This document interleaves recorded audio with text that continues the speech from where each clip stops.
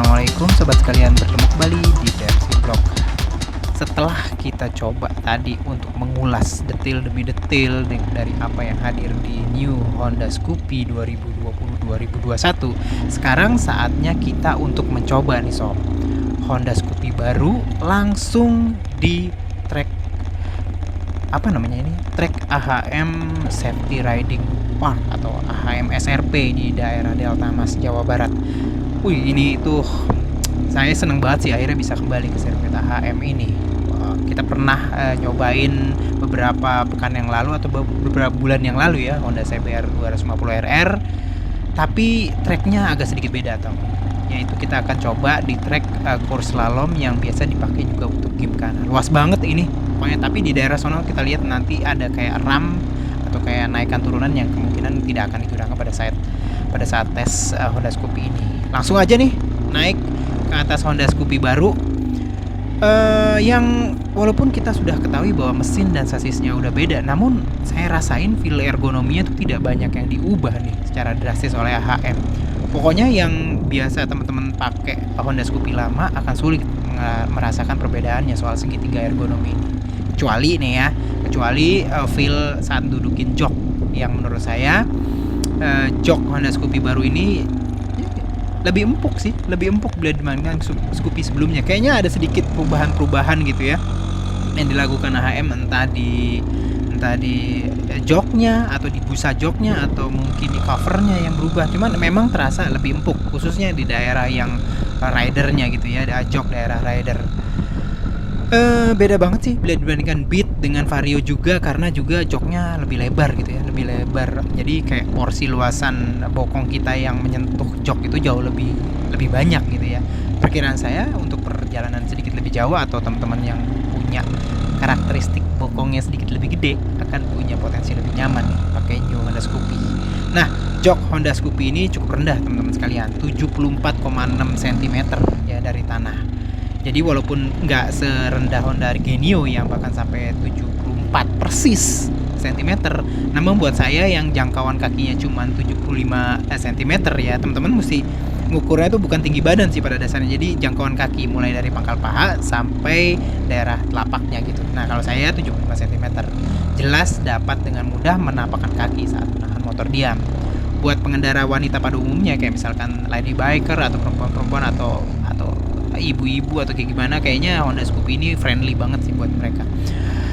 Mirip seperti Genio dan Beat, di mana penempatan akinya berada di bawah deck, itu akan membuat deck Honda Scoopy akan sedikit lebih tebal. Untuk saya sih yang punya jangkauan kaki cuma 75, ini nekuk standar sih.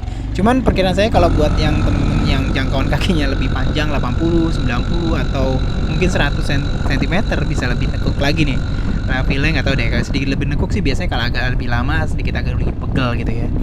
Sasisnya nih teman-teman sekalian ya, pada saat kita cobain gitu ya, di meliuk-liuk seperti ini, itu kan udah baru teman-teman sekalian, dia menggunakan teknologi ESAF, Enhanced Smart Architecture Frame, dimana dia tuh udah nggak lagi pakai sasis jenis yang pipa besi yang di las-las gitu yang biasa mainstream lah gitu, tapi dia menggunakan modelnya kayak orang bikin sasis monokok di mobil, yaitu kayak ada dua plat lalu dibentuk dan dilas laser. Nah, ini keren banget, efeknya sih terasa banget sih, emang terasa ada kayak sedikit ada fleksibilitas dalam hal tekuk menekuk di tikungan kayak begini-begini gitu ya, yang lebih baik bila dibandingkan dengan Scoopy lama. Kalau Scoopy lama tuh masih agak sedikit kaku gitu ya, karena ngikutin frame-nya yang masih menggunakan frame kotak, frame yang ada sedikit beberapa yang turbular. Nah, di new Honda Scoopy dengan sasis ESAF ini jauh lebih lincah sih ya, mirip sih seperti lincahnya Honda Beat baru atau Honda Genio baru gitu ya. Jadi lincah ditekuk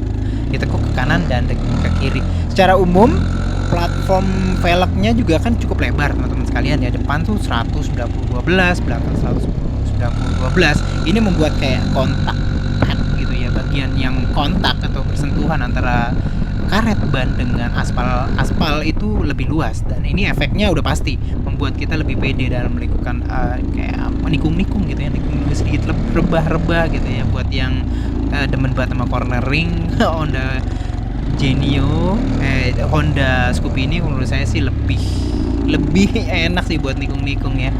Cuman memang bannya sih 12, tapi nggak terasa gitu bahwa ini pakai ban 12, karena memang secara umum bannya lebih lebih ini ya, lebih tebel gitu ya, lebih gemuk. Jadi ya mungkin ban 12 rasa 14 sih kalau menurut saya, dengan bonus dia tuh kontak padnya lebih luas sehingga nikung lebih pede. Nah, saya tuh nyobain tipe Prestige yang merah ini teman-teman sekalian, menggunakan Smart Key, dan ini tuh secara umum lebih ringan 1 kg bila dibandingkan dengan tipe yang masih menggunakan security system. Nah, alasannya ternyata karena di bagian box CVT-nya gitu ya, itu nggak ada kickstarternya teman-teman sekalian. Jadi memang agak sedikit beda untuk yang versi yang Prestige yang menggunakan Smart Key itu nggak ada kickstarternya gitu, yang mesti teman-teman sekalian lihat juga gitu ya. Namun Honda memberikan kayak macam indikator aki di speedometer. Nah, sekarang nih nggak nyala, tapi kalau nanti dia itu sudah lemah di bawah 11 volt itu akan kedip-kedip nyala gitu ya. Suspensi nih Honda banget, signature Honda banget, empuk sob, depan belakang empuk.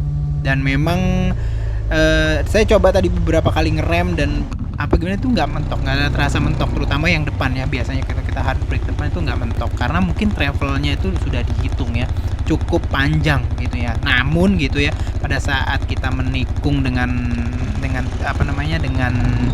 dengan speed yang cukup tinggi itu agak sedikit dut-dutan gitu ya. Ini signature juga sih buat teman-teman sekalian yang pakai suspensi yang empuk gitu. Jadi agak sedikit dut-dutan. Jadi ya nggak ada tuh suspensi palu gada sih, nggak ada. Jadi kalau misalnya suspensinya stiff, keras, biasanya nikung lebih agile, lebih enak gitu terasa, dan stabil gitu. Tapi pada saat dia harian biasa terasa tuh keras banget ini suspensi ya gitu, udah kayak batu gitu kan. Tapi kalau suspensi yang empuk pada saat dipakai hari biasa tuh enak, empuk. Tapi pada saat nikung dengan kecepatan tinggi itu terus keluar tuh ya feel kayak dut-dutan kayak gitu. Jadi nggak stabil pada saat nikung. Nah, performa nih ya, ini kan mesinnya baru teman-teman sekalian ya, walaupun masih sama 110 cc ESP gitu, satu silindernya juga sama, 4 taknya sama, 2 klep ya, 2 klep SOHC sama, pendinginnya Air Force cooler, kompresinya sih memang 10:1 sekarang ya, dengan pasokan bensin tuh yang injeksi PGM FI. Cuman ada yang beda teman-teman sekalian, seperti juga mesin Genio dan Beat yang terakhir dirilis oleh HM, itu dimensi bore stroke-nya sekarang jadi 47 kali 63,1. Ini 47 63. 63 itu artinya rasio stroke-nya tuh jauh lebih panjang bila dibandingkan, atau jauh lebih besar dibandingkan dengan bore.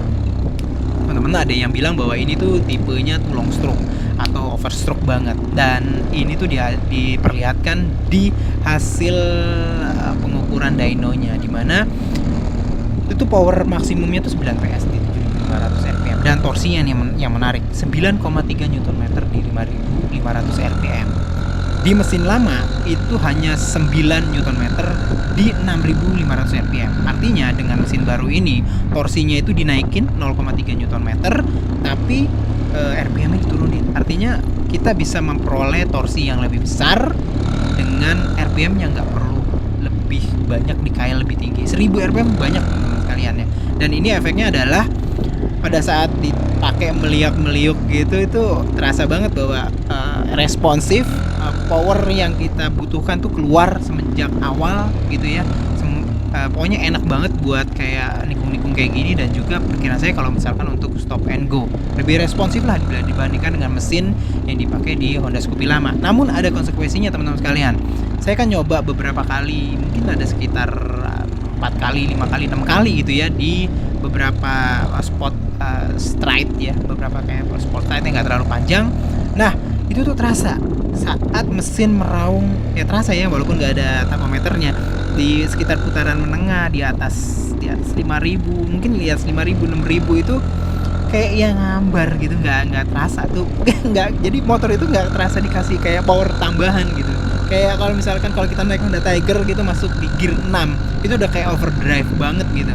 Jadi menurut saya gini, memang karakter mesin dari overstroke atau long stroke gitu ya, yang kita juga pasti merasakan di Genio dan Beat, dimana tuh nggak ada lagi terasa hadir tenaga setelah di putaran menengah dan tinggi. Perkiraan saya sih tetap bisa nyampe mendekati 100 km per jam, cuman agak sedikit lama karena ya mungkin agak sedikit kesel juga ya, karena setelah RPM menengah itu terasa kayak sedikit kosong kosong dalam tanda kutip, powernya nggak terlalu ngejambak, jadi hanya di low mid gitu, apa namanya, powernya, bandnya gitu, jadi ada sedikit shifting band, shifting dari posisi power dan torsinya itu sedikit ditarik lebih rendah RPM-nya gitu. Dan pada saat saya naik motor ini tuh getarannya memang nggak begitu terasa sih, walaupun awalnya saya pikir wah ini long stroke nih, serem juga nih. Biasanya long stroke itu punya potensi itu akan menghasilkan vibrasi mesin yang lebih besar gitu ya, dan ternyata enggak tuh. Honda sukses banget ya, kayak memang meredam vibrasi, entah mungkin di mesinnya menggunakan beberapa kayak ya bandul-bandul peredam getaran, atau mungkin ada peredam-peredam tambahan di mounting engine, atau mungkin kombinasi lainnya. Tapi saya sedikit merasakan sih beberapa kali di sekitar 55 atau 58 km/jam tuh ada kayak yang ada sedikit getaran sih, gitu, tapi gitu hilang gitu teman-teman. Dan ini kalau terjadi tuh kalau misalkan kita tuh gebernya tuh buru-buru bret gitu, tarik gitu, nah itu terasa. Tapi kalau pelan-pelan gitu, runut nih, kalau bilang gasnya dirunut, itu nggak ada pengereman. Nah, memang ini udah lama banget Honda menghadirkan combined brake system atau CBS. Namun memang teman-teman sekalian akan kembali merasakan hal-hal unik, seperti kayak misalkan pada saat ngerem hanya dengan rem belakang, itu ada kayak porsi pressure ya, tekanan rem depan sedikit sih, walaupun nggak full seperti kita ngerem depan dengan tuas rem kanan, tapi terasa banget sih kayak yang ada kayak yang tek gitu pressure depannya. Dan ini memang karakter dari combined brake system. Tapi kalau saya kan biasanya naik motor sport itu kan remnya biasa memang mayoritas rem depan, dan rem depan walaupun satu piston kaliper yang gedenya segede jengkol itu depan, itu tuh terasa sih sudah cukup safety sih. Kesimpulannya gitu ya, kalau menurut saya sensasi riding dengan Honda Scoopy kayak gimana gitu ya, kalau di jalanan tuh kayak naik motor skuter, tapi kita tuh tahu dimana orang-orang akan ngeliatin kita dengan sebuah motor yang cukup lucu ya, cute, unyu-unyu, bernuansa retro modern, walaupun pada saat riding kita tahu bahwa motor ini tuh benar-benar modern banget gitu, dimana hadir kayak beberapa fitur-fitur yang saya sudah omongin gitu ya, kayak misalkan konsumsi bahan bakar gitu dan macam-macam. Secara umum New Scoopy ini kayak memiliki karakter yang lebih bergaya komuter bila dibandingkan dengan Scoopy lama. Lebih bergaya komuter teman-teman sekalian. Responsif semenjak awal gitu ya. Naik kelas lah pokoknya, lebih lincah juga, lebih responsif di tarikan-tarikan awal, dan yang juga cukup penting gitu ya, bahwa Honda New Scoopy ini disempurnakan naik kelas lah dengan beberapa tambahan fitur-fitur yang cukup dibutuhkan dalam kehidupan berkomuter kayak kita ini ya. Misalkan kemampuan untuk melihat seberapa irit kita secara kualitatif ya, kualitatif itu artinya angka, kita bisa melihat berapa kilometer per liter kita riding, dengan kombinasi juga dengan hadirnya kayak fitur charger teman-teman sekalian, yang membuat kita bisa terus online karena nggak takut lowbat nih, udah pasti kayak gini. I hate to say it, but I think kayaknya inden Honda Scoopy ini tetap akan ngular sih, akan panjang ke depan. Tapi ya itu konsekuensi sih. Motor bagus, value, orang pasti akan nyari. Gitu teman-teman sekalian.